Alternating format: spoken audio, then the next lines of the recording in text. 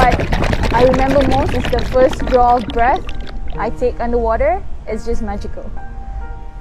What excites me the most about diving will be most probably the coral reefs. When I was for the first time in Malapascua Island and I go down to see the treasure shark, like the shark with the big tail, and like when I saw the shark just holding my breath like The most exciting thing for me when I go diving is the fact that I get to see a life or a world that is totally different to the world I'm in now. There's nothing else like it. Diving is completely different from anything else you'll ever do in your life. Every time you go diving, you have the opportunity to leave everything. I think, to be honest, the major concerns are the concerns that most people have anyway. It's just the impact of people on the environment. Obviously, rising sea temperatures and littering and all that sort of stuff, they all affect every dive. We're guests in the ocean, we're visitors to the ocean. We're not supposed to be there. Only because we have these inventions can we go in the water and see these things. And these things have been there way before us and should really be there way longer than us. We're the only threat to it, and that's what scares me the most. Snorkeling and diving offer a unique experience. It provides a small insight into another world. With so many people in the world wanting to be a part of this and wanting to witness this, it's going to cause inevitable impact, especially on our coral reefs. Take it like someone forges a path through a field, and then people keep walking that same path day in, day out. Eventually, a path's going to be created. And it's the same when we're snorkeling and diving on the same sites. Day in, day out, every week, every year.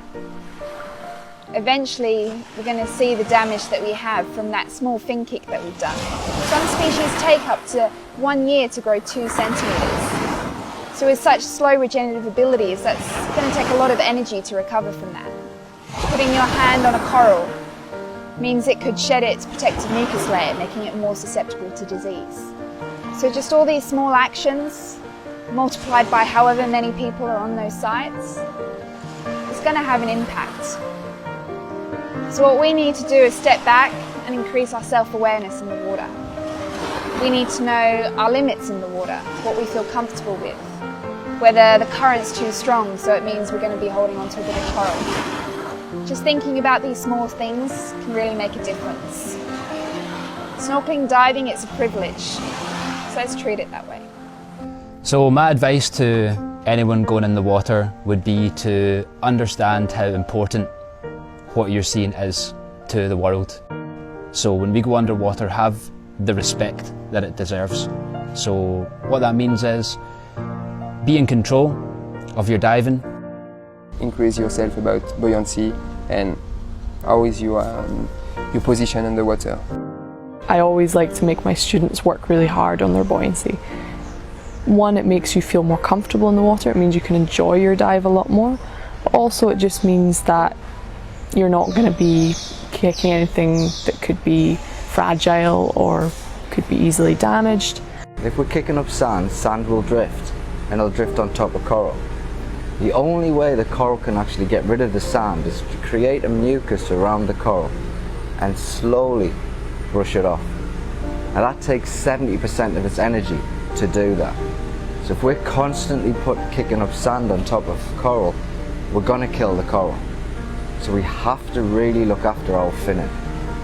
When you're filming things, buoyancy is never in your first mind, and you'll tilt and you won't know you are. So you'll start floating up or floating closer to coral and you won't know because you're filming it. Take your photo, yeah, that's what you want to do, but make sure you don't harm anything in order to get just a photo, because what's down there is more important than any photo you could ever take. If you see any rubbish underwater, make sure you pick it up. It takes 2 seconds, could save the life of something. It's little diving tips like that that can actually make a big difference to the environment in which you dive in. Please just look after the ocean. Don't be part of the problem, be the solution.